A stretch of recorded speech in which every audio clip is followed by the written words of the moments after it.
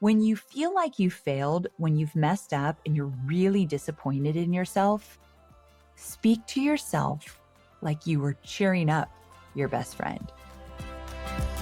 I'm Amy Porterfield, ex-corporate girl turned CEO of a multi-seven-figure business. But it wasn't all that long ago that I lacked the confidence, the budget, and the time to focus on growing my small but mighty business.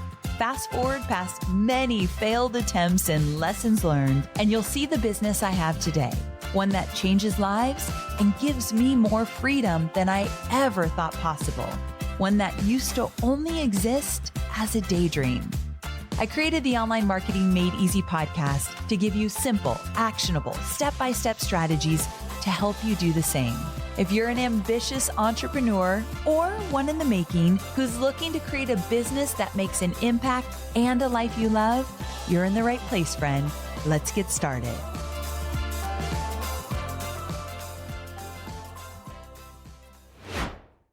Hey there, Amy Porterfield here, and welcome to another episode of Online Marketing Made Easy. I'm excited you've joined me today because we're about to dive into something a little different. And trust me, it is going to be good. Today, we're talking about 4 powerful lessons I wish I learned sooner in my entrepreneurial journey. And let me tell you, these little nuggets of wisdom have been absolute game changers for me. And I have a feeling they might be what you need to hear right now, at least 1 or 2 of them. So wherever you are in your business journey, I promise you, you're going to walk away from value from this shorty episode. So we're going to go quick and you're going to get a lot out of these next 15, 20 minutes together. So whether you're just starting out or maybe you're just hitting your stride or you're looking to up level, these lessons apply to all of us. They're the kind of things I wish someone had sat me down and told me when I was first starting out. But hey, better late than never, right? So grab your favorite beverage, find a comfy spot, and let's dive in. So the first takeaway is the money in your bank account is a direct reflection of the amount of risk you are willing to take. One more time. The money in your bank account is a direct reflection of the amount of risk you are willing to take. I want to share an example to really illustrate what I mean by this. So you might already know that I used to have a business partner. If you're an OG here, if you've read my book, 2 Weeks Notice, you're well aware of this. I'm going to spare you all the details, but eventually I wanted out of that partnership. I felt stifled. I felt like I had lost my voice. I felt like I had given my power to somebody else. And I just realized I need to take that power back. And so we started the long and really rough road of ending our business partnership. So at the time, I didn't know how to get out of the partnership. I didn't know how much I would have to pay to get out of the partnership because I was taking the business back. I didn't even know how I was going to run the business without my partner because he was a really big part of it. And even though I did not know so many things, like my friend, I did not have so many answers, which was probably why my stress level was 1 million at the time. However, even though my stress level was so high, even though I didn't have all the answers, I did something that I now encourage my students to do as early as possible. And that is, I bet on myself. And specifically what I bet on myself about was I bet on myself that I could figure it out, even though in the moment I did not have the answers and I was very scared. So I bought my partner out in order to get him out of the business. And again, that was just a huge risk. But let me tell you, burning my business down in terms of what it looked like and building it back better led to substantial gains in my business. That was my biggest risk to date that I have taken. And here's what happened. So in 2017, when we were ending our partnership, we had made $5 million at the end of 2017 in that calendar year, which is a lot of money. Just 18 months later, I had generated $16.5 million from that date that the partnership ended 18 months later, $16.5 million. And the bottom line is this: sometimes the biggest risks lead to the biggest rewards. And it's about having the courage to bet on yourself and your vision, even when the path forward isn't clear. So this experience taught me that calculated risks combined with self-belief and hard work can truly propel your business to new heights. So I want to pause here and just ask you, what is a risk that you are aware of right now in your business or as an opportunity for your business that you are either ignoring, pushing off, thinking about, but not acting on? But deep down, you know, if I were to just do this, this could possibly lead to something big. Because the thing with a risk, my friend, is the reason why a risk is so scary, we don't know. There is no guarantee. But let's be honest, there's really no guarantee to anything. So the bigger the risk, the bigger the potential for the reward. And does a risk always lead to rewards? No. I've taken many risks that haven't worked, but the ones that have, the rewards have been huge. Because for me, getting out of that partnership, it wasn't about the $16.5 million. It was my confidence. It was proving to myself I could run my business on my own. It was all the doors that opened up after that partnership ended. It was the happiness that I feel being free from that. It's a big deal. So what is the risk you're going to take? What are you willing to do? And I promise you, if it doesn't work out, you will always bounce back. You will. You're resilient. You know you are. Okay, the next takeaway is do not let criticism from the wrong sources hold you back. Okay, you know this one, but I bet there are days that you're not really acting on it. And so I just want to remind you, because I have been a people pleaser since a very young age, and I struggle with it. I've gotten so much better at speaking up and saying no when I mean no and not worrying about hurting other people's feelings.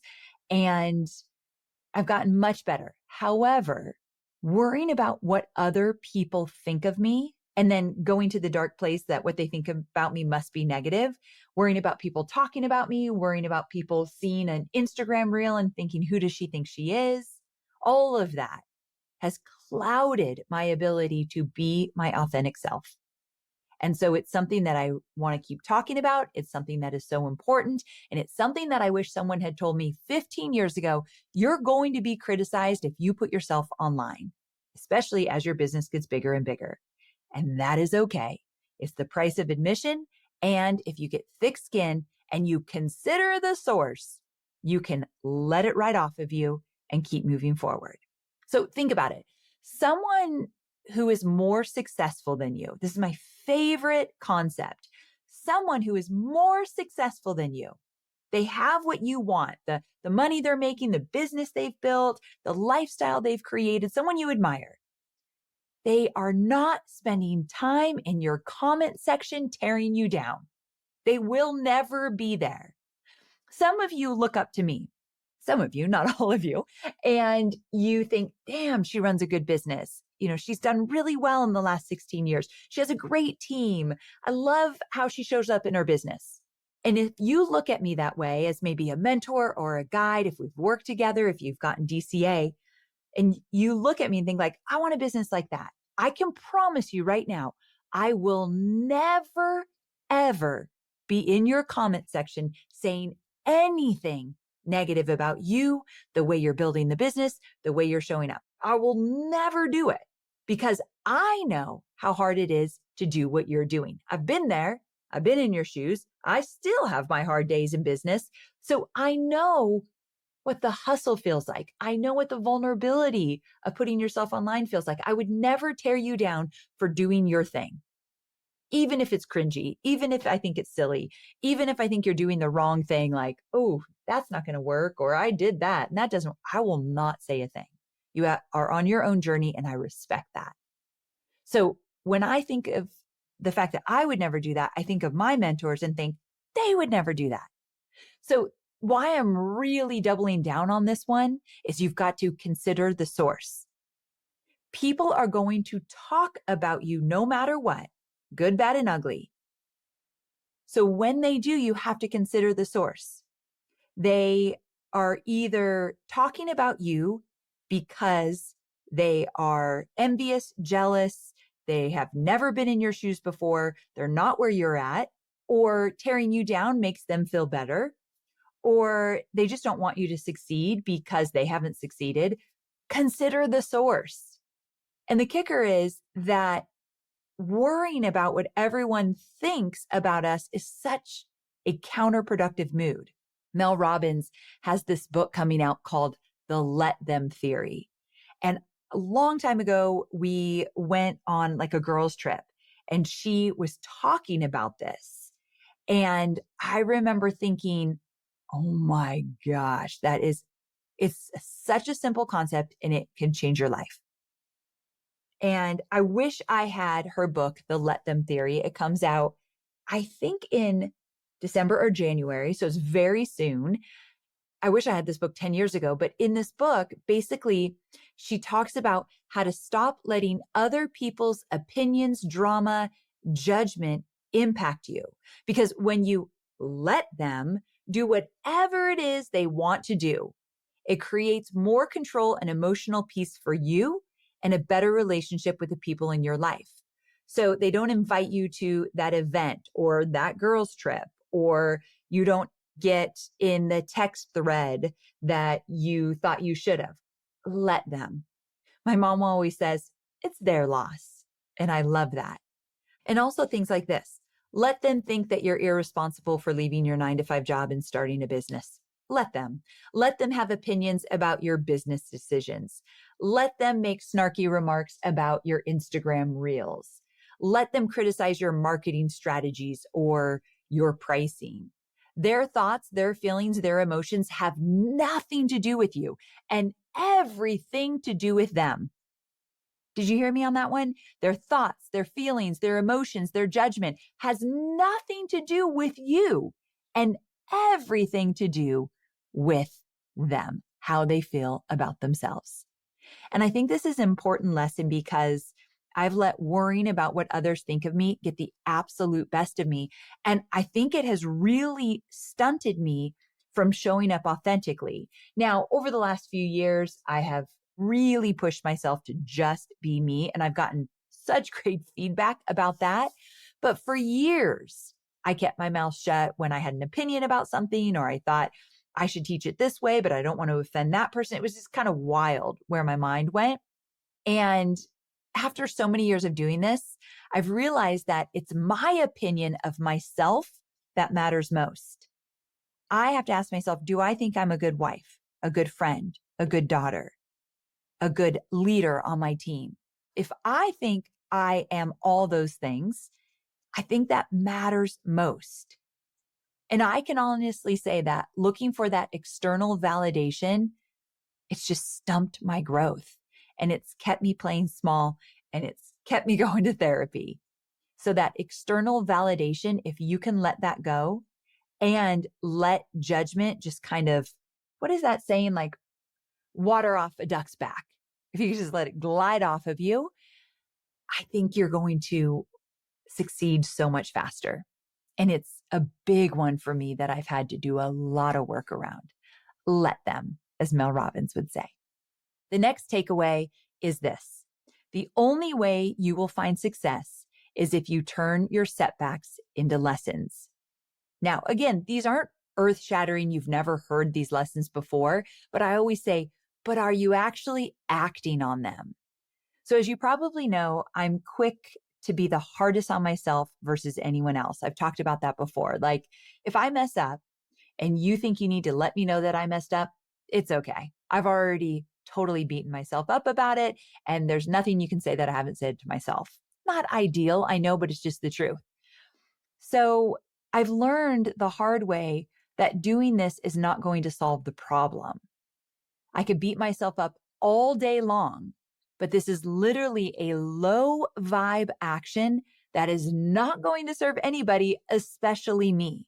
I show up as a weaker leader. I show up in my marriage as not like the most loving wife when I'm beating myself up over something. Now, these days I do things differently. So let's say that I had a bad launch. I didn't hit anywhere close to the goals that we had set. Instead of commiserating over it, I use the experience as an opportunity to learn. Now, sure, I'll have my moment of being in a pity party. Like you got to give yourself a day or two, right? But then I think about, okay, that did not go as planned.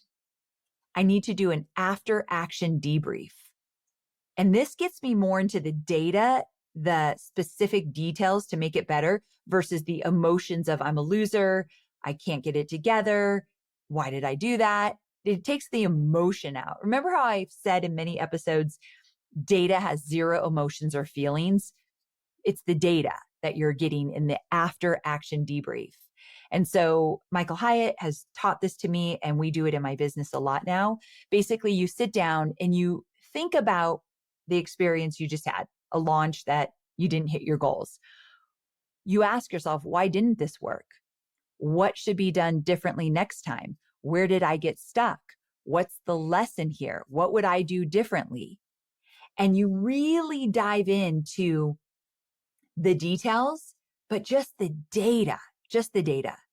So I'm going to give you an example. So in my last launch, our webinars did not convert as well as they had in the past. And I did 3 webinars and we couldn't figure out like, this feels like the same webinar we did last year. I didn't change that much and it converted like gangbusters last year. So what the heck? So I did 3 webinars. And then by the 4th, I'm like, we have to change this. And one of the big things we changed was I went live into the members area of my program to answer questions. So during the Q&A, like, do you teach us how to do XYZ? Oh yeah, let me show you. It's module 2, lesson 3. See this PDF here? You're going to get this, this, and that. What if I have questions? Are you going to help me? Oh yeah, I've got a 12-week community, but after that, let me show you our FAQ portal and how easy it is to use. So then I would show them. So like in real time, showing them what the course looks like and what the course will do for them changed everything. And conversions instantly went up. So I realized this year our audience needed more assurance. They needed to trust me more and I needed to prove it. Where last year that was not the case. But here's the mistake I made that I put in the after action debrief. And after thinking about it, that's the whole point. You're brainstorming, you're thinking, you're getting all your thoughts out and kind of leaving everything on the table after the launch. And one of the things I wrote down was I should have caught the webinar issue earlier. I shouldn't have done 3 webinars that didn't convert as well as I had hoped and then changed the 4th one. I should have caught it at least by the 2nd. And so now I know, like, if it's not going as planned, you need to pause, Amy, and take a beat and say, wait a second, this is not normal. We've got to change this. So I shouldn't have done 3 webinars like that. I should have caught it earlier. Now I know, like, that will never, ever happen again. Lessons learned. So again, I give myself a moment to be upset. I'm an emotional girl. And then I figure out a productive path forward. And that's exactly what I have done with the webinar situation that I experienced this year. And here's something kind of cheesy, but like incredibly powerful. And I've really been trying to do this. When you feel like you failed, when you've messed up and you're really disappointed in yourself, speak to yourself like you were cheering up your best friend. When my best friend stumbles and falls, I would never call her and be like, oh my gosh, what were you thinking? That was a stupid move. 3 webinars and not fixing them. What were you thinking? What are you, a rookie? I would never say anything like that to her. I would be like, I know you were in the moment. You had all that adrenaline going. You kept thinking the next one was going to change. You were going so fast that it was hard to slow down. That is so normal. But now you know, next time you're going to stop yourself faster to reevaluate. But also, you still kicked butt on all those webinars. You still made a lot of money in that launch. And we should really celebrate that. That's what I would say to a best friend. So that's what I need to say to myself. Geez, I wish I learned that earlier. And then finally, this is the last one I've got for you. Do not believe everything you think, especially your first thoughts.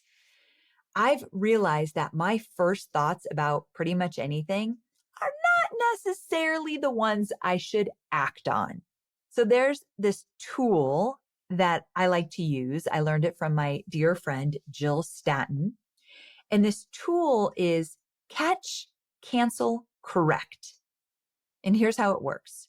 When you find yourself with a thought that isn't serving you, you want to catch it. So catch it and think, oh, wait, that thought is not serving me.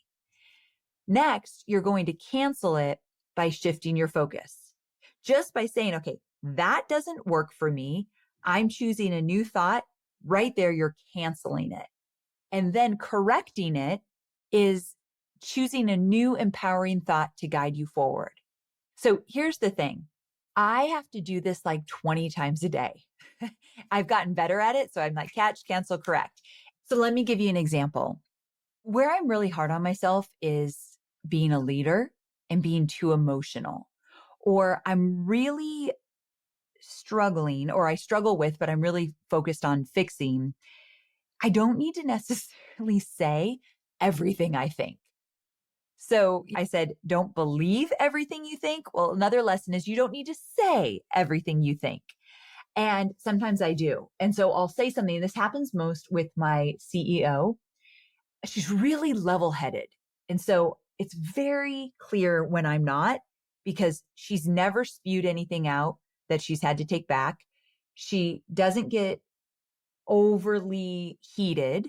And it's not like I yell at people or I mean, actually, it's quite the opposite. I feel bad and I'm overly nice in situations. But with Jaws, my CEO, I'll just tell her something I'm worried about and dump it all over her. And so let's say that I did that. Like, what about this? And have we thought about that? And are you doing anything about this? I'm worried about that. Versus like, calm down, Amy. And let's communicate that in a way that is way more efficient for her to take action on. And so when I spew, and I've been really mindful of it, I feel bad. And so the thought I have is, you are a bad leader. That is not an example of a strong leader. You have to do better. You have to stop making this mistake. But it's like from this very negative tone. So when I do that, I catch it. So it's okay if I spew something and I mess up. Like that happens. But it's the thought I have about myself where that really turns into something negative. And so I catch it. I'm like, okay, that thought about like, you're a bad leader. You keep doing this, you're not improving. So I have to catch it first. And then I cancel it by saying, that thought is not serving me. And then I correct it. And the correct thought I use is, you are getting better and better at slowing down and communicating more effectively. Because I am. I totally see my improvement. But it's so easy that when you kind of slip back into an old habit, you're like, oh, I'm in square one again. Like I haven't improved at all. No. So I catch it. I tell myself that is actually not a true statement, nor does it serve me or anybody else.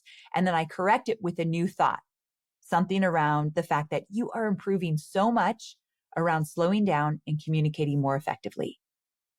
And there you go. Because if I catch, cancel, correct, I'm literally flooding my brain with the thoughts that are going to make me better, a better leader, a better person, a better friend, a better wife, all of that. So I think this one's important. And I wanted to tell you, my team and I recently created, to me, one of the best guides we've ever put together. And it's totally free. It's called 4 Ways to Rewire Your Brain, Business, Vision, and More for Unrecognizable Success in 2025. And this guide, we just created it. It's kind of like a choose your own adventure. You'll open up the guide and it will say, like, if you're struggling with this, click here, and it will take you to the part of the guide where we're going to work on that. If you're struggling with this, if you feel this way. So you kind of choose your own adventure. And then I give you the strategy that is going to get you unstuck and make you a better business builder. And so if you want to check it out, it's amyporterfield.com/new you. amyporterfield.com/new you. It is so freaking good. It's one of the best things I think we've ever created. There's something for everyone. You'll be surprised by some of the strategies. I use every single one of them, and it's changed my life. I really do mean that. The strategies in this PDF have changed my life. amyporterfield.com/new you. Oh, and why I brought that up is a lot of examples for catch, cancel, correct are in this guide to help you choose new thoughts and help you really identify where your thoughts are not serving you. Okay, so there you have it. These were the 4 lessons that when I sat down and thought, if I could teach my younger self these lessons, I know I would have gotten success faster and more easily. I really do believe that. And so when I asked myself, what are the lessons that could have gotten you success faster and more easily? These are the 4. And notice that they are mindset shifts. And why that's so important is I really do believe that the majority of your success is going to come from your mindset and changing your mindset, shifting your mindset, strengthening your mindset more than any strategy I could ever teach you. And you know, I love to teach you strategies. But my friend, the real success is managing your mindset. All right. Thanks so much for tuning in. I hope you found these insights inspiring. And if you have a friend that is in the trenches with you building their business, please grab the link to this episode, send them a text. I think it could really help so many of our peers that are growing businesses because let's be honest, this is hard. It's worth it, but it's hard. And so I hope these strategies help. All right, my friend, I'll see you on Thursday for more entrepreneurial goodness. Bye for now.